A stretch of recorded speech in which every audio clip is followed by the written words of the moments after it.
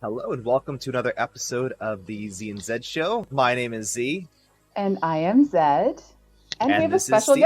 guest. Yeah. This is Steve from HueForge. So today we're going to be talking about filament painting. This is brand new. This is bleeding edge, and I'm sure you're going to want to know all about it. So make sure to stick around. Um, And we just had a raid. Just had a So I raid guess over on we will Twitch. acknowledge it. So we are yes, we are streaming on Twitch right now. This is recorded for YouTube as well. But PickStitch just rated us, and we are doing a show called Z and Z, where Welcome on in. we talk about our experiences with 3D printing. And I guess part of the intro to Steve is, of course, we were talking about this earlier. Austin and I both are obsessed with filament colors, and also using our filament to the full potential, full filament. Anyway, so Wow. I love color swaps. Yeah, I know. I love dad jokes. Yeah, I love color swaps. I love, I love doing all sorts me of too. I interesting absolutely love things. color swap prints Yeah, and picking yeah. what materials to use. And I A lot of love fun. exploring what else you can do with your 3D printer, um, above and beyond, the regular thing. So this in the last couple of days, we discovered Steve, and his whole process with HueForge, and both of us like have been printing models, and are absolutely thrilled by this, and jumped at the chance to be able to interview Steve. So Steve, tell us a little bit about yourself. All right. Well, I'm a programmer by day. Been 3D printing pretty seriously since 2019. And as part of it, I'm always tinkering with my machines. And I started getting into trying to do some color lithophanes, and it was really hard to figure out what they look like. And so, not the CMYK model because I don't have an AMS. And so, I started writing software for it because that's what I do.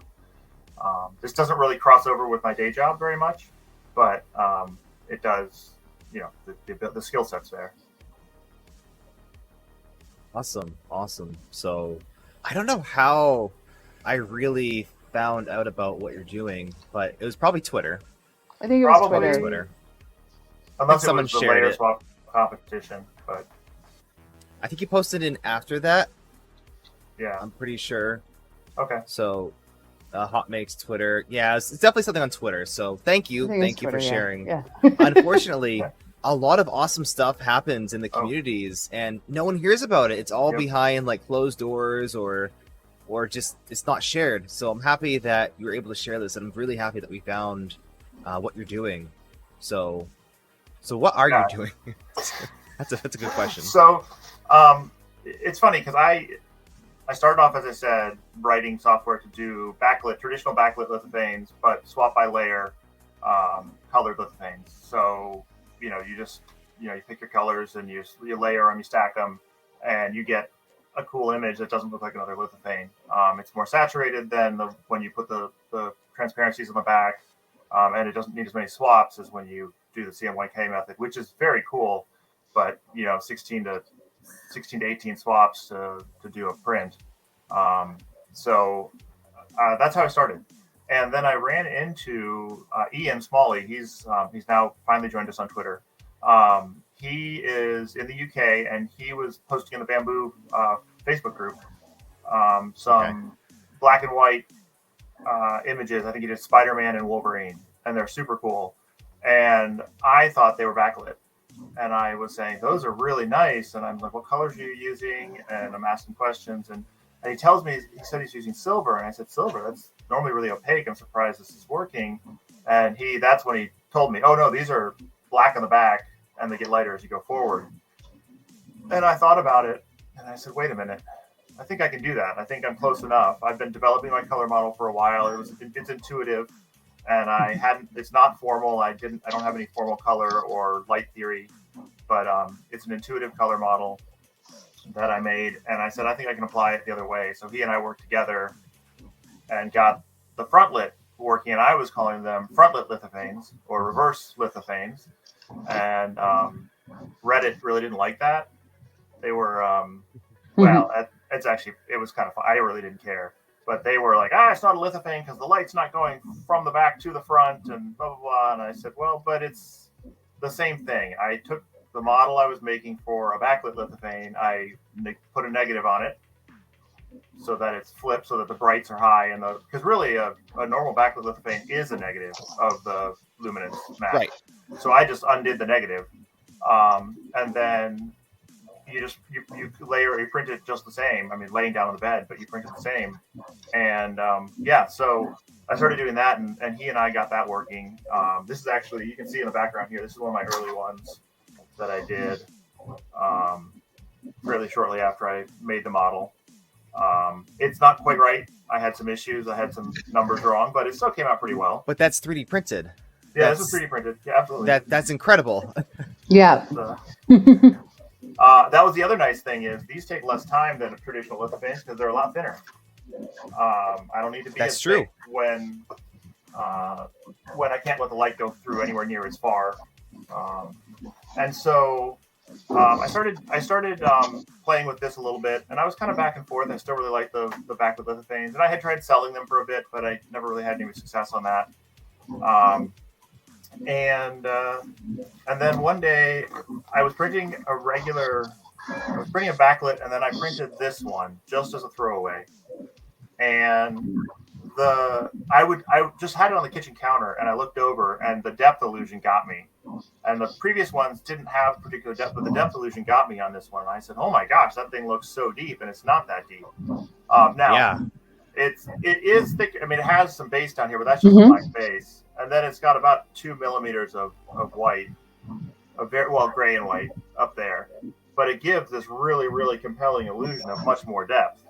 And I actually, this was probably the first thing that got me noticed at all. I posted a video of this on Twitter. I posted it in 3D printing Reddit. And some people noticed it. And that's where we got in the argument over whether it was a frontlit lithophane or what. And I really didn't have a good name for it for a long time. And it was right around the time that, right around that time that I came onto the Polymaker Discord, probably only a few days before that I decided that filament painting was the right name for it, because it really is very much like a painting process where you're layering colors on top of each other. It totally is. The lowlights to the highlights, and you're building an image out of it. Yeah. And that cameo was designed to answer the question on Reddit of whether it was the depth of the overall print that mattered or if it was the blending. And so I printed that one and tilted it and showed them that it was basically flat. I think that's 1.6 millimeters tall. And they thought that was crazy. Just look at the depth. Look at the illusion. If I hold it way back, you can't tell it's 3D printed. It does not look 3D printed at all. And it's like, it's a small stack mine's of paper. not even and mine's not even done properly because I did mess up a little bit, but it's still gorgeous. I mean, it's still absolutely gorgeous. So I'm printing another one right now to try to make up for it. It looks so cool.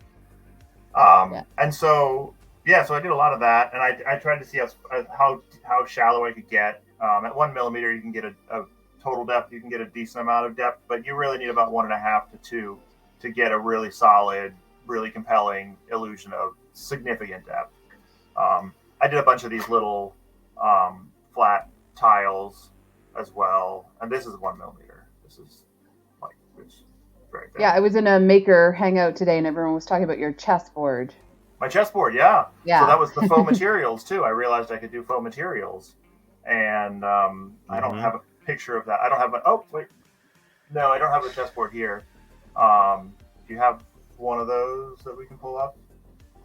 Let's see. I have your Substack there, so if people want to click there, there's a post with it. Yeah, I'd say go and look at that on Twitter. Go look at the whole history, and it's amazing what kind of stuff can be done. So just go check that out. And if you're watching this on YouTube, make sure to check the link in the video description. We'll put lots of links. Lots of links for this one. Oh my god. Yeah. So I had a bunch of so the chessboards. I did 2 different tiles of marble. I did the smaller, where I was able to print the whole thing on a 300 by 300 bed, and you can get all my pieces out of one big image of and I'm using Midjourney to generate almost all my source images.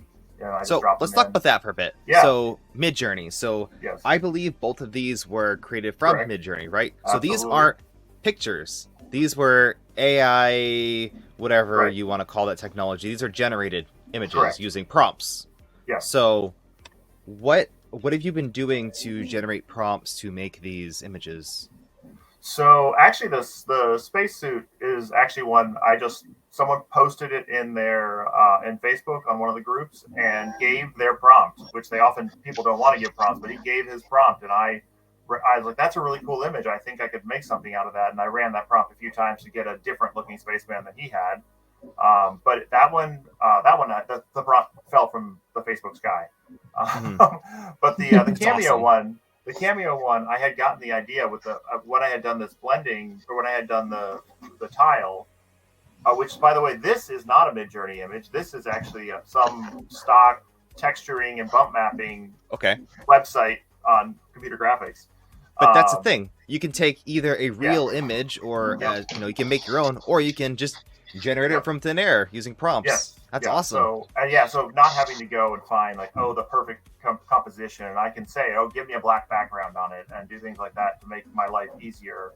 And actually, the cutout thing was something I threw in kind of on a whim.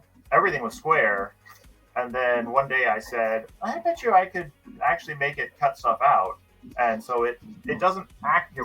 There it is. This is the very first one I did, which did not come out very well, but I made a little Black-Eyed Susan.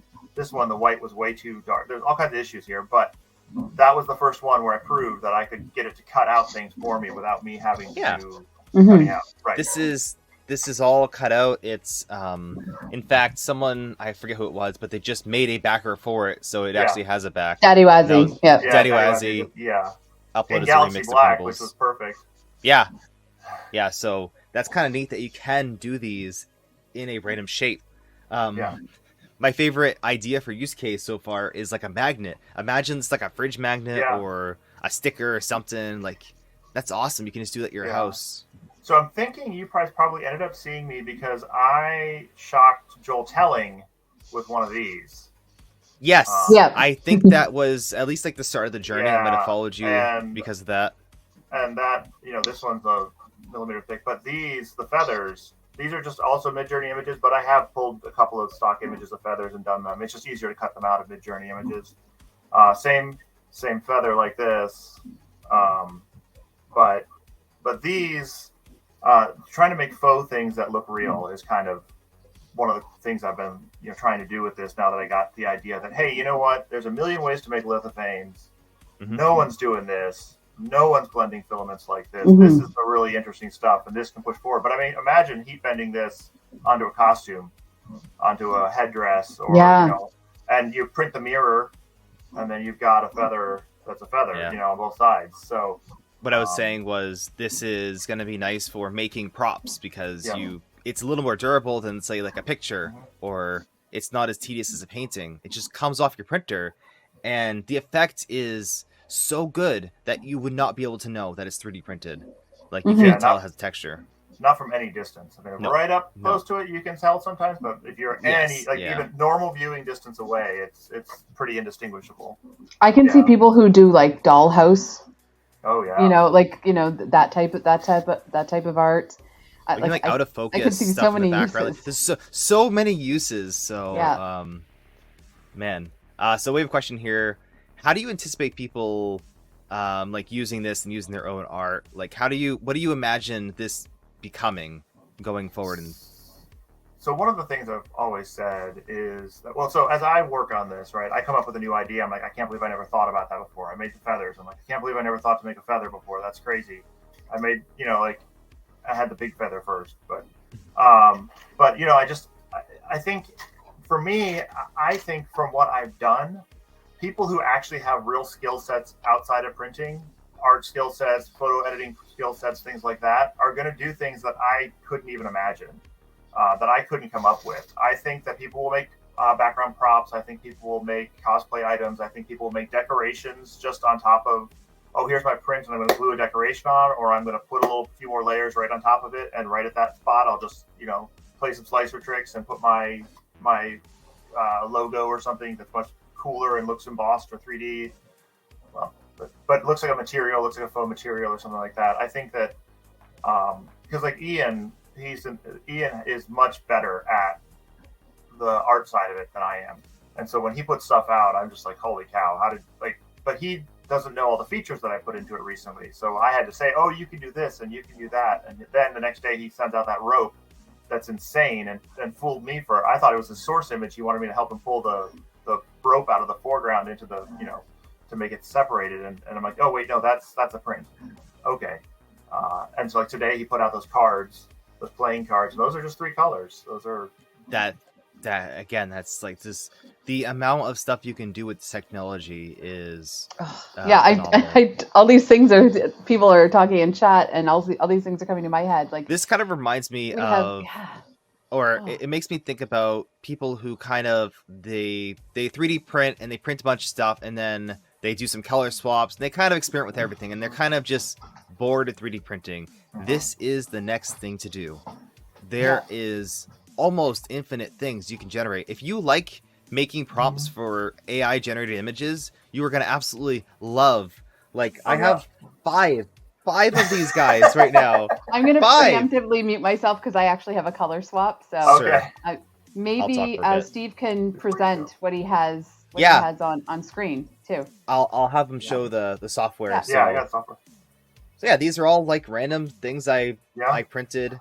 Now, these are mostly Polymaker PLA. I think one of them, this one was Polyterra, and it's hard to tell because this one doesn't really rely on the color bleeding, but it works for both of those filaments. So I'm sure pretty much any PLA, you use PETG. We'll talk a little bit more about what materials you might want to use, and my print finished with these things, so we could talk about that. Yeah, let's talk about that first. That's a good way to segue in. So what did I print here? What is this? Those are what I call transmissivity test discs. They're really fast. You print them solid at 0.2. That gets you closest to the original measurements. And the biggest one, I put them together just so that it wouldn't fly all over the place when you pull them off. The so biggest you just break them apart? I actually clip them off because that'll get stuck in get stuck in the thing. Like this. So you clip one. Is that a white? Yeah, this is white. Okay. So if you take the thickest one and you put it in the oscilloscope, which is this, I made you a shorter one with thinner walls so it prints faster, which is probably fine. It just needs to not let light through. So I have this thing right here. It looks like a cup. And I'll we'll put the short model up. So put it in the top end, that end, the viewfinder end. Drop it in there. Make sure it's all flat and nicely seated in the bottom. Yeah. If it sticks, it's probably because there's a tab on there. Or your tolerances aren't quite the same as mine. Let's see.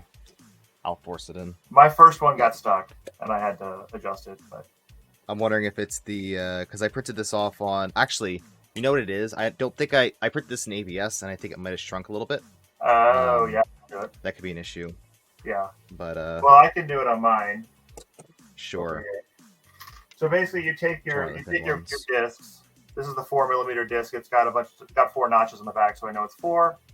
Drop it in, and the nice thing is these take 6 to 10 minutes, and then you hold it up to a light. I have a light right here, and if you can see light through it, then you put another one on, and you keep stacking them in there until either you can't see light or it just gets dim, or the light's not really changing, but you're just seeing kind of the same light level for a while. You start with the thickest one and then stack? I start with the thickest one, and if the thickest one's too thick and I can't see through it, I'll pull it out and go to the next smaller one. But then you just stack. Okay, I can see light through it. Okay, makes sense. So then you would stack another one in there. So you go for the second thickest one or the thinnest one? For a white. I mean, you can go either way. I wouldn't go the thinnest. I probably wouldn't go below 2. I'd probably do at least a 2, but the 2mm one. So I have that in there. So you should have 6. That's the equivalent of 6. So then if you're looking at a bright light, do you see light? Yeah, I can see a little bit kind of shining through. Is it pretty dim? Do you have to wave your head back and forth to see that there's light? I can see it. Okay. I might be able to do one more. Okay. So this is kind of where you have to learn a little bit, and part of this is you put these numbers in, you do a print, and you're like, this print doesn't look right. adjust the numbers in HueForge until the print looks right. Yeah. Like the print matches with what I've got. And then you can say, okay, I think that's right. So actually, there's two ways to do this. You get close, you get ballpark, you make a print. You're like, I'm happy with the print, but it doesn't look quite right.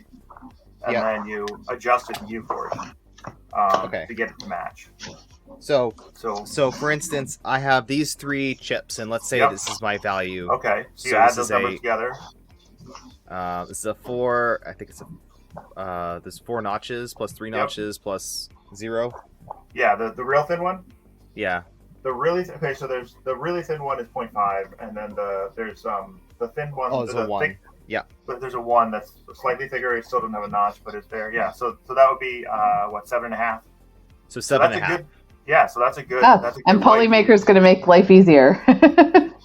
All right. Okay. That'd be awesome. So so that's a 7.5. So that's a great white. That's a super good white to use for blending purposes. And again, this kind of shows this is that white, and I believe that really shows how well it's able to blend. Like in person, I can see that it does shift pretty well. So about shifting. I think a big question I think a lot of people have is tell us more about this software. When is it going to be available? Let's shift over to the software. I'll share your screen. Yeah. Okay. So this is HueForge. This is what I've been working on. Let's see. Do I have? Oh, I got to pull my window up. There we go. All right. Do I? Yeah. Okay. So this is HueForge. This is an image on the right with transparency. I have transparency on. This one's is transparent around it. And then this is the estimation based on the filaments I have at the bottom. These are my filaments. These are all actually have a filament in the library, and then their transmissivity values, and those are wrong. Hold on. There's a bug where you when you load the project up, it gives the filaments are right, but the numbers at the top are wrong. So I fixed that. Gotcha. Okay. So those are your values. Now I was asked, why does it matter what the transmissivity is? So if I had a really pale gray, so this is my darker gray, 2.5 is pretty standard for regular gray. If I made this like a 7, then the black is bleeding through a lot more. So it actually gets darker than it was before. And if I made this like a 1, then it becomes all washed out and gray, and the black doesn't really come through. So I will say that a half doesn't really matter that much, but anything more than about a half, you want to be within about a half for your measurements for this. For backlit, if you're doing backlit, because this will do backlit, within 1 millimeter is fine for backlit. Backlit's a lot more tolerant of issues. So I also here I'm all PETG, as I said. So this is my library of PETG. I can drag and drop new filaments in. So say I wanted to see what it would look like if I had a dark blue down here. That would be what it would look like if I have dark blue down here. That probably doesn't look good by itself. So let's bring a light blue in. And you can start building up what it was going to look like based on your filament choices. And they're pulling in their transmissivities here, so you know this is basically what it's going to look like. There is some small issue I see with really, really, really thin layers of relatively transmissive filaments don't really do anything. You have to stack up a certain amount before you get any of the normal effect. And then you get a nice linear effect that works really well. Well, it's not really, but you get a nice effect that works in the standard space. I'm still working on what that nonlinear region it's not as much of an issue with the 0.8s, but with the 0.04s or the 0.05 millimeter layers, which I print out pretty often.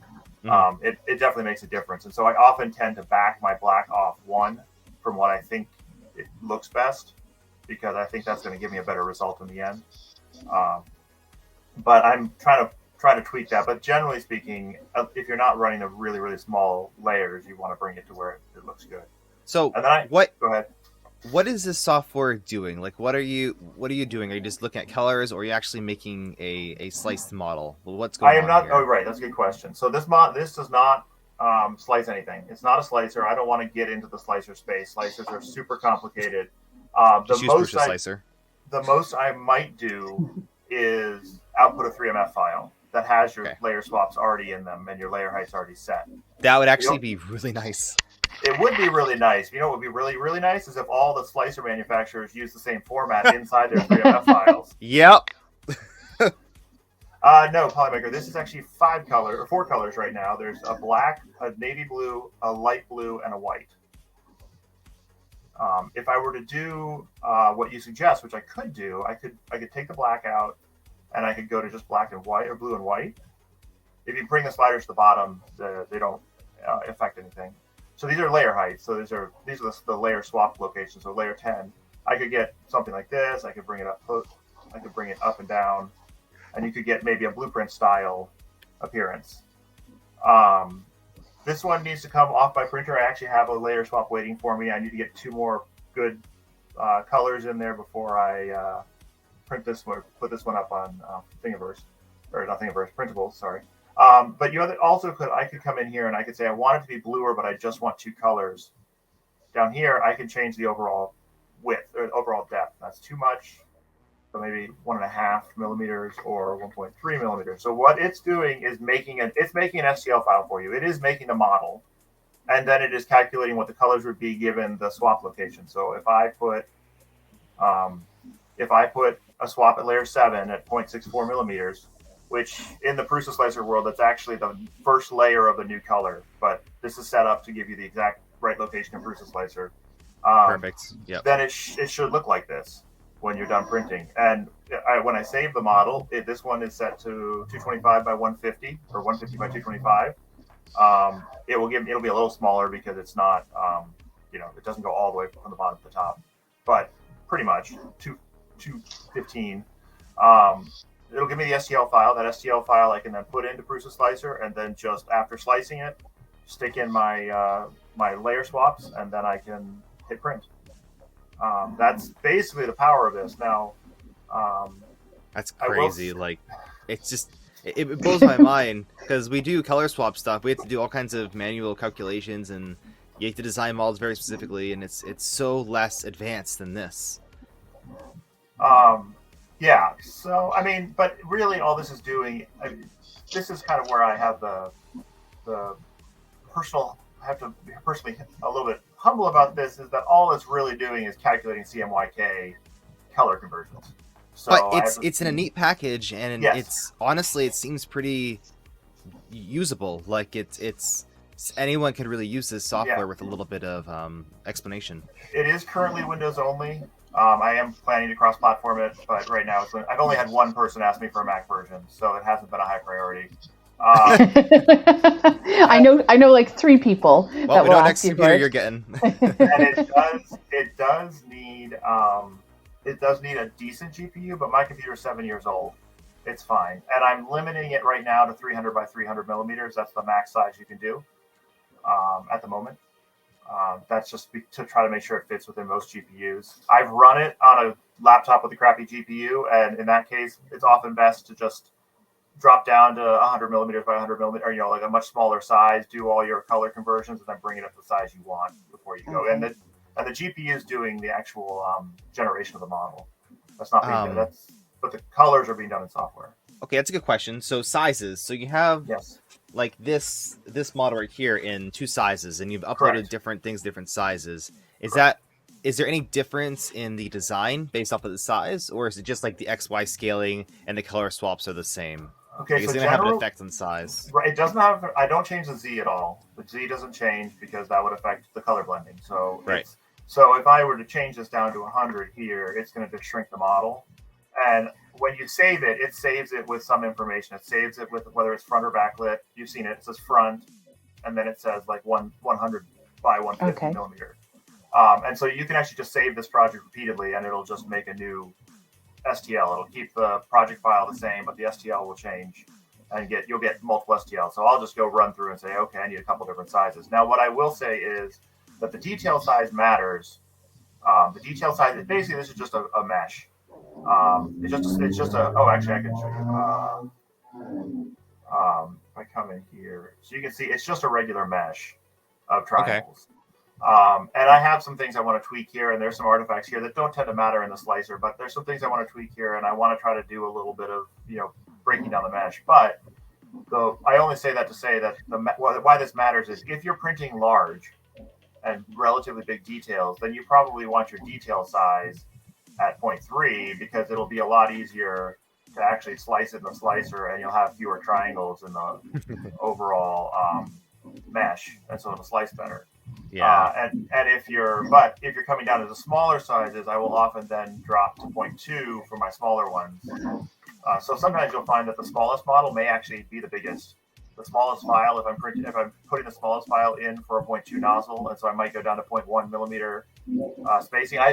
That's my rule of thumb is 50% nozzle size or bigger, but not smaller. Otherwise, you get way too many wispies and issues on the printer.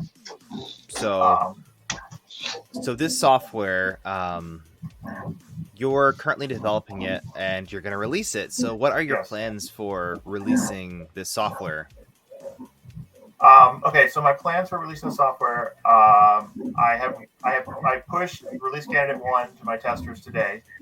I was able to get, I could think of a couple of issues that I've missed, but all the primary features are in that I was hoping to hit before release. And so I pushed those to my testers today, and I know this one won't be. This is the release candidate #0. This is never going to be released in this mode. They're going to find bugs, and so I'll be fixing it. I'm going to make some tutorial videos because a lot of this stuff is not at all intuitive, and people don't understand what I want them to do. And so then, the plan, I'm hoping to hit first half of June. Because I did get the release candidate out today. I'm hoping that I can make first half of June for release. I have a Shopify storefront under Horn and Rohde. Horn and Rohde is a joke my sisters and I have. That's my mom's maiden name and her grandmother and her mom's maiden name. And back when I was big into woodworking, we thought we needed to protect. We were going to make a store to attract hipsters. And what was the hipsterest name we could come up with? And Horn and Rohde was the most hipster name we could come up with. I like it.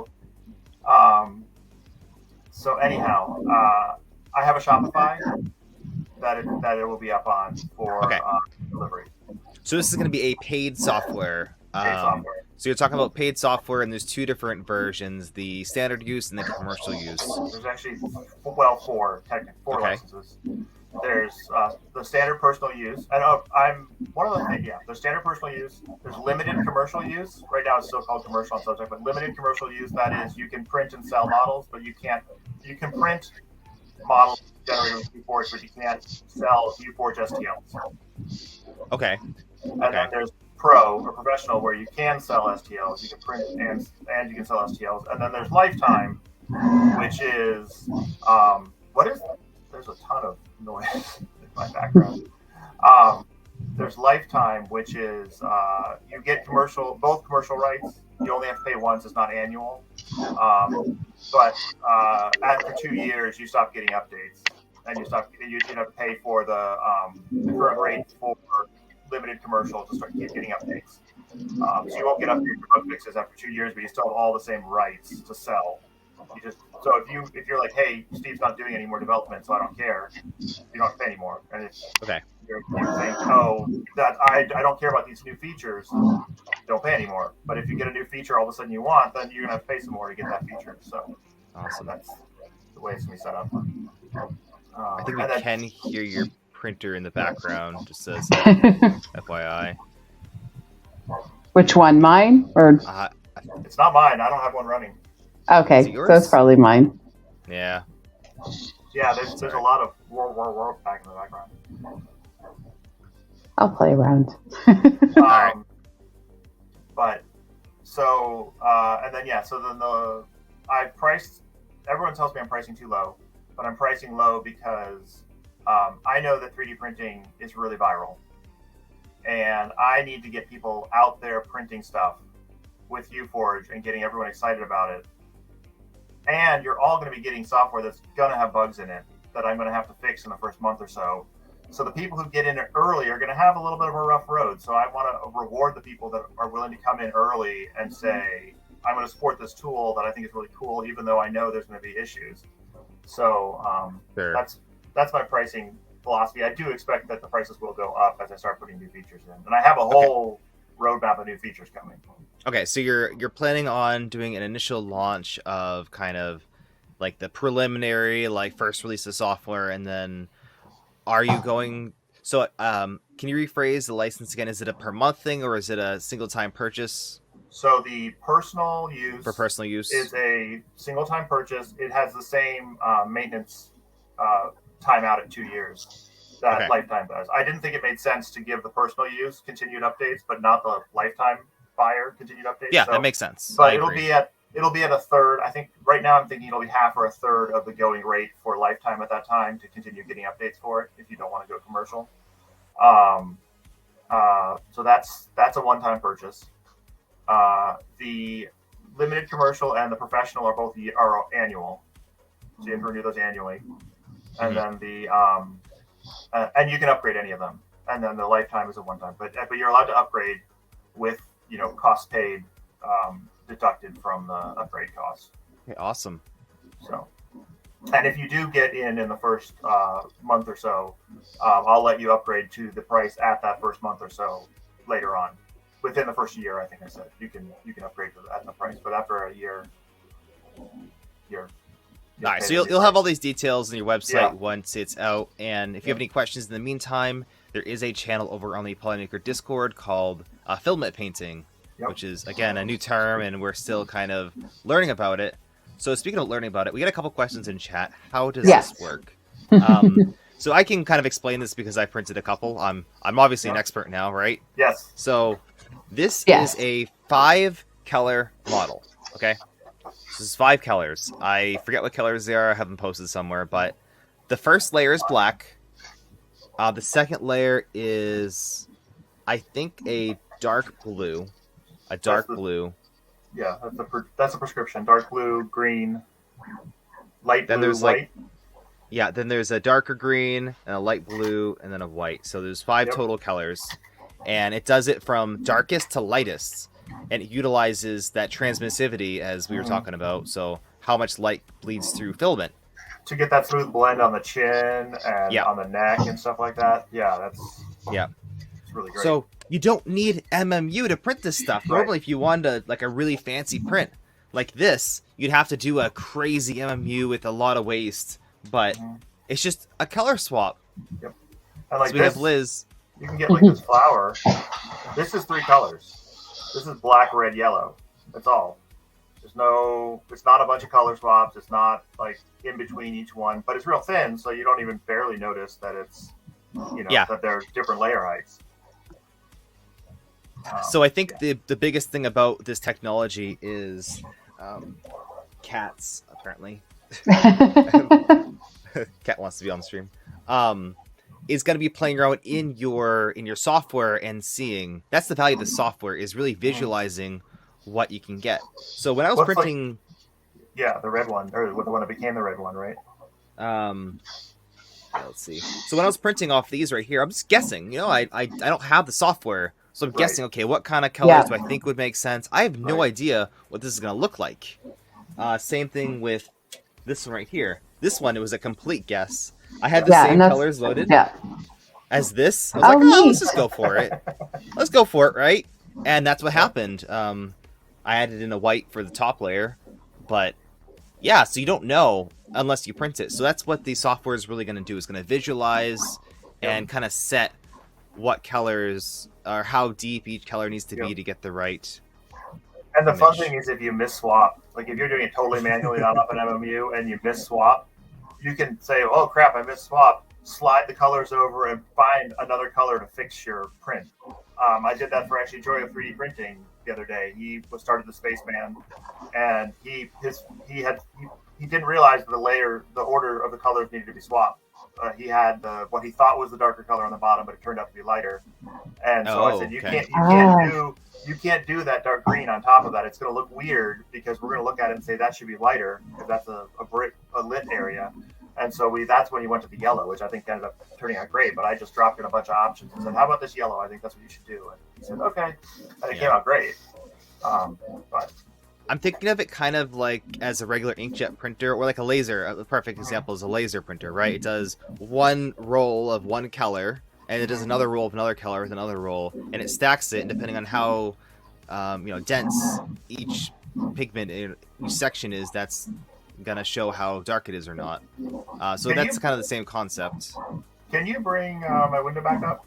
Yeah, I can. I want to show limitations. So Okay. there's definitely limitations to the tool. Okay. It is not CMYK at multiple swaps per layer. So there are color spaces you just can't mix.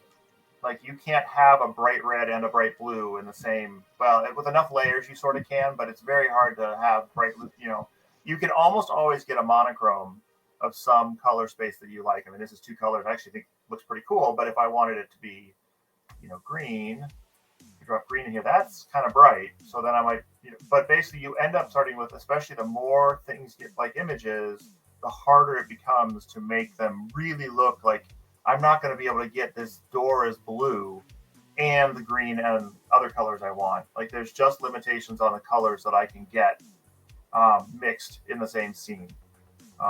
You can still get some really neat looking scenes, but you kind of start having to make compromises to what color do you really want to hit and what color do you not care about so much.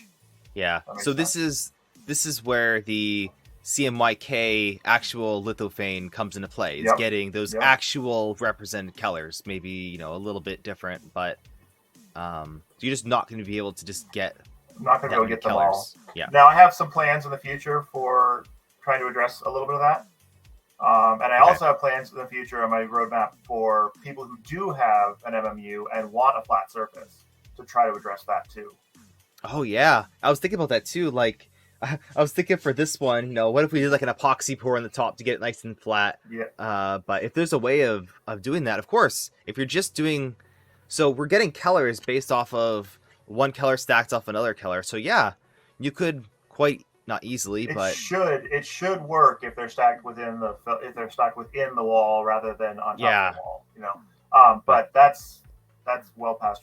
That's on my hard list of. So on my Substack, there's all the plans, the license plans are up there with their pricing, their release pricing, and the my future roadmap and features like ranked by what I think their relative difficulty is also up there. But there's some images where you're going to see color combinations that are great. They're awesome color combinations, in that piece of art, and you just can't get there with layer swaps. So you will get you'll get really good at spotting images that are going to work well and images that may or may not work well, and then you'll also get really good at picking styles that work with images that wouldn't necessarily maybe work. Like I'm not going to get the blue door, but I could maybe make a nice sepia tone going to green or something like that. That could look cool here. Well, and the beauty of this is that you're not using a whole lot of filament, so you're not right. Everything, even a failed experiment can end up being right. something like, nice and But I can not a lot of filament. It's not a lot, but also you're testing it in software. You're not even. You can look at it ahead of time and say, "This is just not going to work. I'm not going to get what I want out of this." Like, I don't have my scale, but this is not much filament, and I did these on the Bamboo with the AMS, so I just load up the colors and hit go. The purge or the prime block, it's just tiny, so it's very minimal waste, and you get all of this, as opposed to a MMU where if you have a really tall print, it can have a really big purge block plus the bag of filament scraps at the end. Yeah, and I'm already thinking of things like the 3D printing stuff. I bet he would like make an insert, and that's So putting this directly onto the tops of prints, combining stuff is I've limitless. been using this tail end of a red thing for weeks now. Like it uses so little filament. Those little tail ends of filaments that those are not even worth keeping. I needed 8 grams today. I got 8 grams on here. That's no problem. The higher the layer, the higher the level, the less filament you need.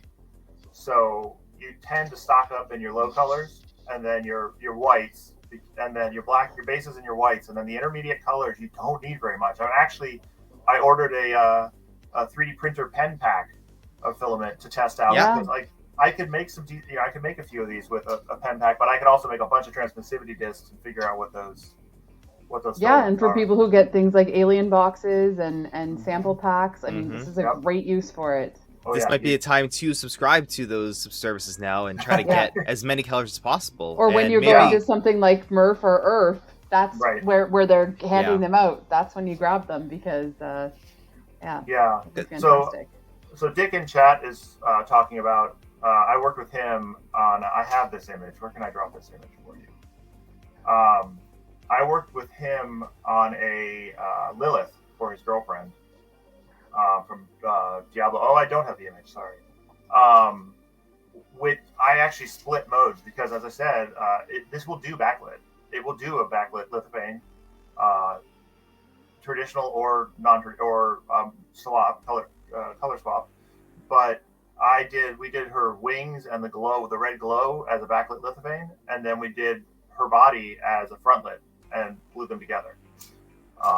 And it gives a tremendous sense of depth that you don't get from other. Actually, I think I can. Hold on. That you don't get from other. Yeah, there we go. Images. Let's see. If you send me an image, I can display it. Yeah. I'm trying to grab the best one I've got here. This is the best one I've got. Oh, maybe not.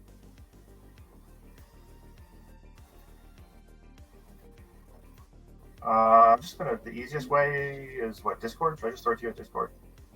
Yeah, Discord probably. Yeah, Discord. This is not the best picture, but it'll work. It'll give you the idea. But by combining them, this is something I hadn't done before, but I've always thought about doing. But by combining them, you get this sense of depth in the image. Also, there are some images where, imagine storm clouds with lightning behind, or like sunlight going, or sun behind them. You would want the clouds to be not lit, and then the light to come through the back. It would give you that effect. So I'm planning on adding that as a mode. It's not in there right now. We just did it manually with image editing. But this is something where someone with image editing skills is able to pull these apart and let HueForge just do its thing. So you said this is a regular lithophane, right? No, so the back, the wings and the red in the back that's glowing is a regular lithophane, and Lilith in the front is filament painting. Oh, okay. Yeah, that's incredible. Dang. Wow.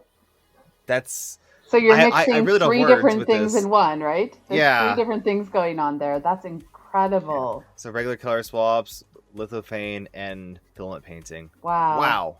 Yeah, so I generated that lithophane too, but we just did it because we predicted, and he had, I think that's a gray and a red on the backlight. You can't really even see it, but it's actually, I think it's almost solid gray on the front when you look at it normally, but then when you light it, you get the red in the various depths. Yeah. And then I can see like this is all that color layering, and from the front, like if you were to look way away, this looks just amazing, and I bet this looks awesome in person too. I haven't seen it in person. I've only seen it in photos. But wow. Okay. He sent me a better picture, but all right. Well, that gets the idea across. That's my mind is really absolutely blown. I'm like, I've taken so many I love peonies, as you know, I've already expressed. I've taken so many pictures of flowers. Is actually one of my pandemic projects. As I walked through the neighborhood, and I went and took both my iPhone camera and my other camera, and I took lots of really close-up pictures of photos. I'm like, what am I going to do with these? And what am I going to do with all this filament? And this is so exciting. I love this. I can't wait. I'm going to be doing I'm going to be giving people tea boxes, but I'm going to have, oh my gosh, this is just, I'm so excited. We have peonies in our front yard that all the flowers are gone. So I just sat it up on one of our peonies and took a picture. I thought that was great. That works. That's works. Amazing. Wow. Yeah. So this is the peony. This was just released a couple minutes ago. I'm going to update this a little bit because I printed that at 0.05 millimeter layer heights with a 0.2 millimeter nozzle. Okay. And I gave the 0.08 millimeter layer heights in there. I'm going to add the 05s as well because you can do the 05 is more subtle. The 08 looks good. I ran it and it looks fine, but the 05 is more subtle and looks better. I actually found that out with someone asked me if I could do like a logo, like a logo gradient, like Indiana Jones, and I absolutely can. But it turned out that 0.04 was necessary for it not to look like 16-bit, adventure game graphics. Of course. So I really got into printing at 0.04 more than 08, even though the time goes up. So this is going to be really pushing the boundaries of nozzles and layer heights, like the quality in FDM printing. And we were talking about this a little bit earlier, but Revo, this is a great time to swap into your 0.25 exactly. Revos. Mm-hmm. Wow. It's a great use for Revo. Because like on my Enderwire, I only just have a cheap 0.2 milliliter nozzle on it, and every once in a while I'm like, I don't really want to print this in 0.2. It doesn't need to be 0.2, but it's going to take forever because it's a 0.2, and I don't want to be swap and change everything. So yeah, I've been looking, and I'm also interested. One of my definite way future goals is non-planar, to be able to put these around curves of things and stuff like that. That would be, you know what? Don't do that. You're just going to blow everyone's minds. I mean, no minds left are only blown. we can't do that. Another thing it won't do is it will not predict what colors will be best for you. Okay. It won't do that. At some point in the future, maybe it will, but right now it will not do that. And given the limitations, I decided that it just wasn't. People who I've demoed this for, people who have used it, they're like, I just sit there for like 45 minutes or an hour on one image, just trying to get the best possible outcome from that image because it's so much fun just playing with it. Yeah. And there's so many things that even I'm learning, like you need to bring the layer heights down for certain things. You need to, or the overall height needs to be smaller. Yeah, and we've already discovered, the combinations that we've been dreaming up, you know, and if you only have 4 colors of filament, use those 4 colors of filament. I think that's the other thing. There's no limitation. We just did an episode where we talked about, what colors what's in your starter pack, and now it's like, well, you can use your starter pack to do something like this, and wow. I think this shows the different gradients. Yeah, so he took a photo at each individual swap. Yeah. He didn't take them on every layer. He took them at each swap, though. So that was nice. Yeah, so that shows you put one color, then another color, and then another color, another color. You can kind of see that from one color to another color, depending on how thick it is and what color is below it, what color is below that, it'll have a different resulting gradient in color. So, it looks like his blue is pretty opaque, but that's definitely what happens.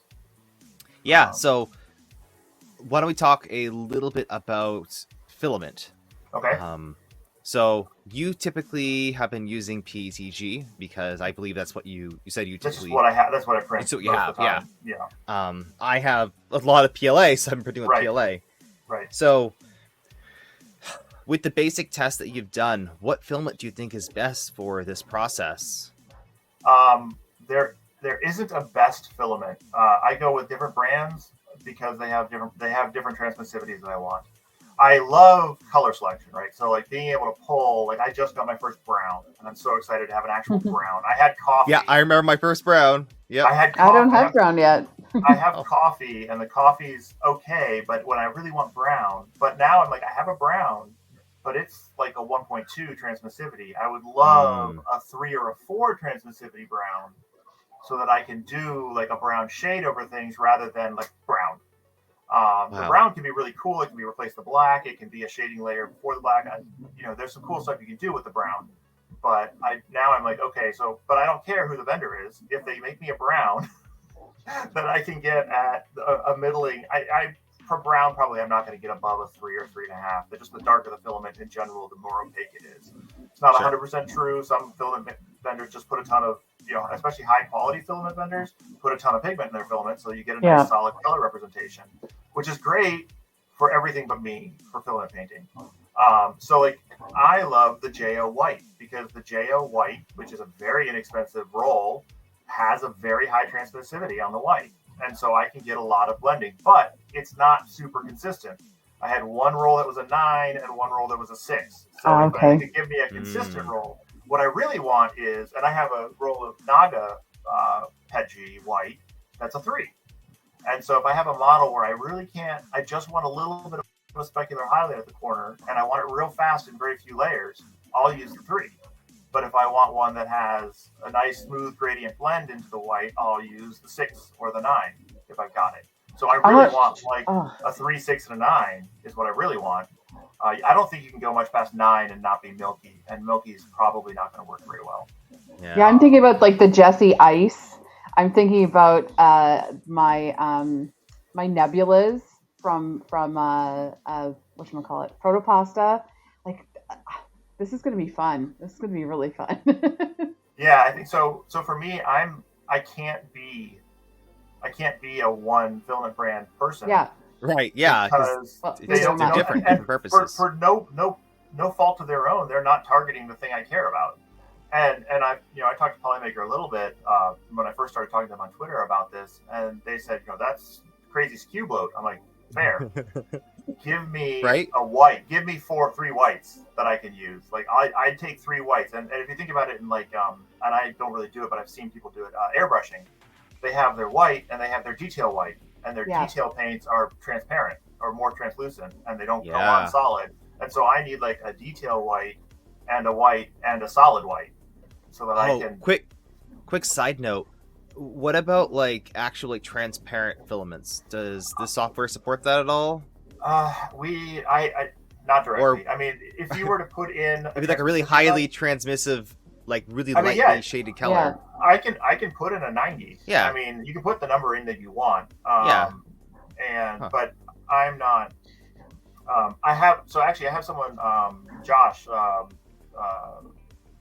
He does the filament recycler, the Coke bottle, the pet bottle. Mm-hmm. He really wants me to try a TPU, and I don't really print TPU very much. It's TPU. not that bad. It's not that bad because then it would be like a patch. You could literally flex it. It would be really, really durable. And all I have is black, transparent blue, and transparent red. So I was like, well, maybe I'll try it. We'll see. I have black, white, transparent, teal, and I think red.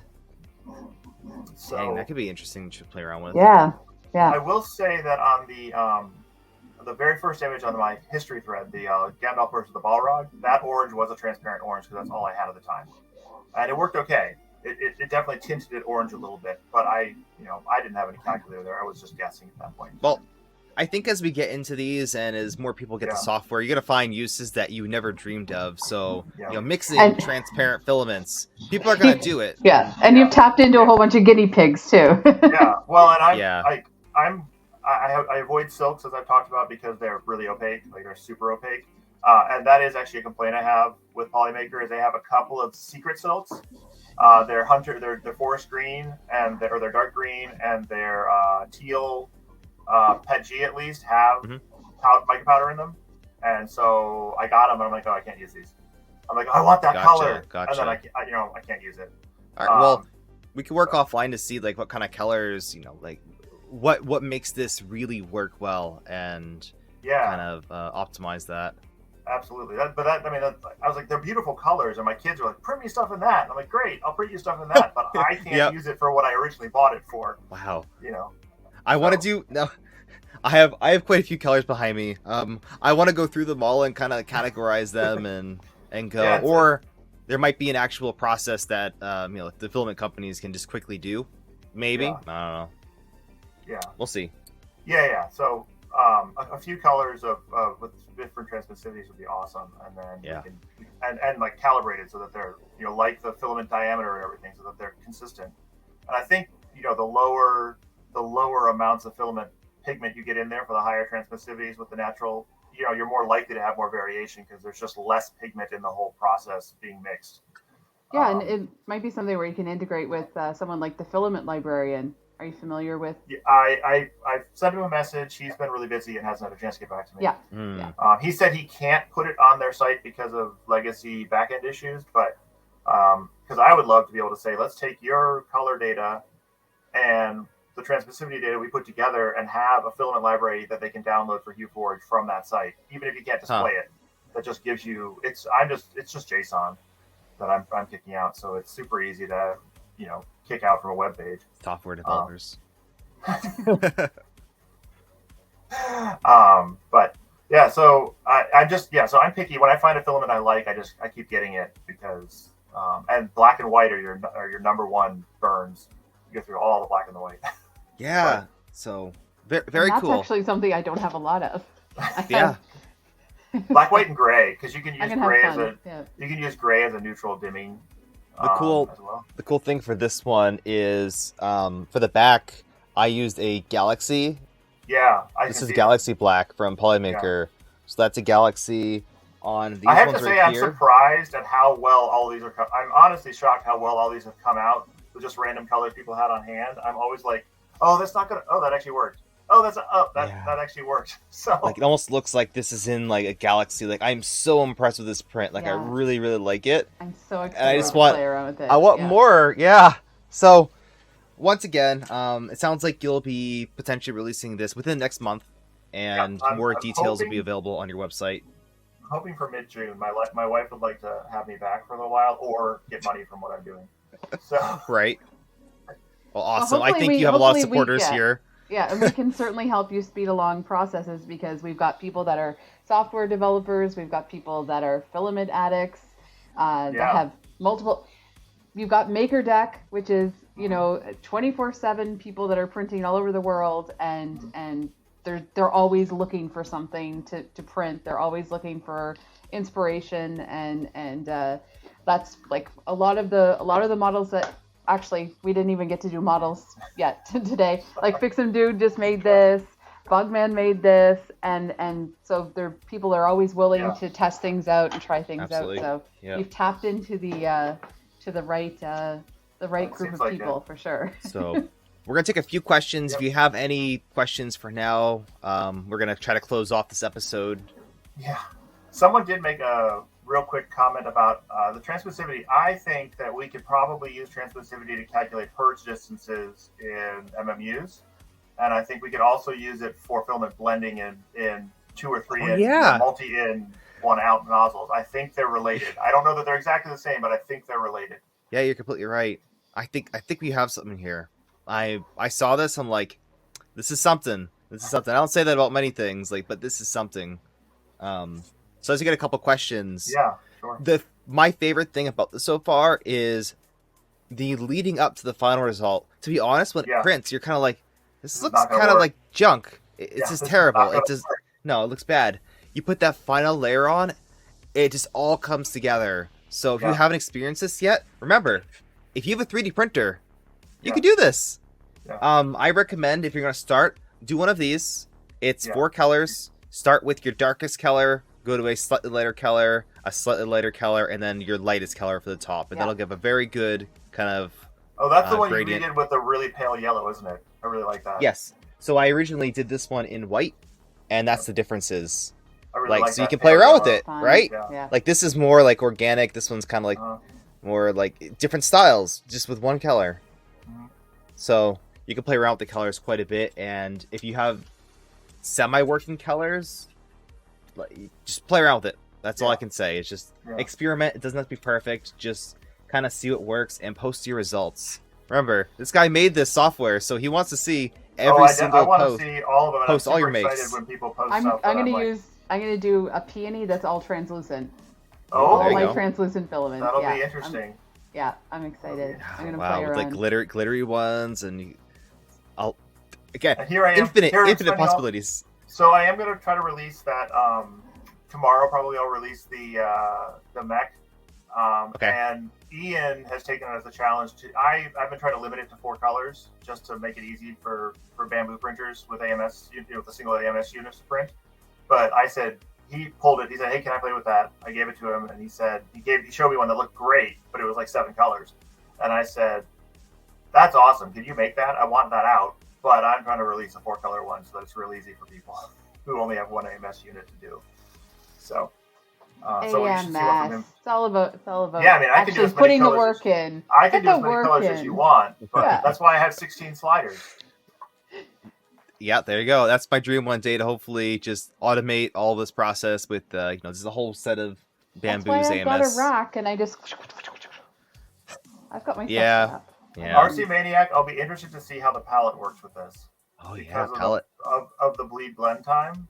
I think it could do certain models super well, and I think other models might not be great. I don't know. I don't. It could be great. I have never run a pallet, so yeah. Very cool. Sorry. I don't know if this got answered yet, but we have a question from RC. Will you apply nozzle size to the preview/generation? I do not. So what I do have though is you can see what your slicer should look like. There's a button that you can switch the color model to basically a flat color model that will just show you what color is the top color at each different location. And so you can use that to make sure that you've set your slicer correctly. I trying to predict what the slicers are going to do with nozzles at different flow rates and widths and all that kind of stuff. Yeah. I want no part of that. Now, the other option, if I don't do 3MF work, because the 3MFs are a pain, is I might take G-code in from a slicer or have a post-process that you can run on it that will take your project and apply the swaps for you without you having to do it in the slicer as like an arc welder kind of post-process. Awesome. Yeah, so we can, I think there's a lot of potential with the software and integrating stuff, even if it's not, obviously you don't want your full slicer, but integrating sections into it, that could be a great added benefit. Trying to clear out some of these comments and then add some new ones. I think we answered that one. Oh, and I don't have a bamboo. I don't really have a lot of room for a bamboo, but if one showed up at my door, I would use it.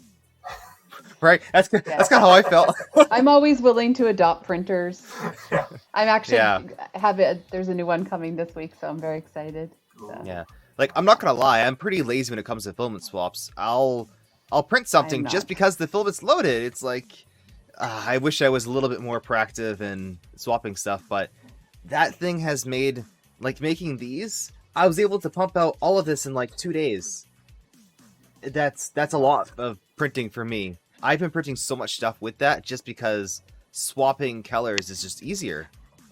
RC and Maniac, it's a lot of fun. If you want to hit me up on the Polymaker Discord, I'm Horn and Rody there. I'd be happy to talk with you. Awesome. So, this was a recording for YouTube. If you are watching this live on YouTube, make sure to leave a comment. What are you gonna print with this? What are you gonna use the software for? Yeah. What can you see this being used for? Because remember, we're talking about this is brand new. This is kind of I don't think it's really been done, right? Lithophanes have been a thing, but this is very, very different. The fact you don't need a light source. You just look at a print and you can see all the detail. So, I think if we don't have any more questions, we could probably wrap this up. And if you have more questions, if you're listening to the future, make sure to join the Polymaker Discord. We have a channel over there called Filament Painting. Make sure to check out the website that's going to be linked in the video description. We'll have all the current models, or at least a link to your printables page, because who knows how many models are going to be out by the time people see this. I half of me wish that they had come up with their membership thing, just before I announced HueForge, because I could have had some great content that nobody else had. But I think I prefer to get that software out there and let other people make even better stuff. You know what? I really appreciate what you've done with these models and then just releasing them for people to try out. Because I wouldn't have known about this or really experienced it if it wasn't just out there for free. So I might have just completely ignored this if it was paid for. Like, it just could have been lost. Yeah. So Well, I would. It goes both ways. Yeah, it does. Well, thank you so much for having me. I really had a fun time. I don't think there's any more questions, except that Polymaker keeps telling me how you should make room for a printer. So. All right. Well, thank you all for watching. This has been a really good episode of the Z and Z Show. If you'd like to see more interview series or this style, make sure to leave a comment down below or just reach out to either of us. But once again, why don't you reintroduce yourself and we'll close out the episode. I'm Steve. I'm the creator of HueForge, and I'm just super excited to see a bunch of people excited about what I've been just deep into since October of last year. Awesome. Well, my name is Z. And I am Zed. Thank you for joining us. awesome episode. Again, I'm overwhelmed. Fantastic. Thank you so much, Steve, for coming on, and thank you everyone in chat for asking awesome questions and for participating. So that being said, merci beaucoup et à bientôt. And goodbye. Good night.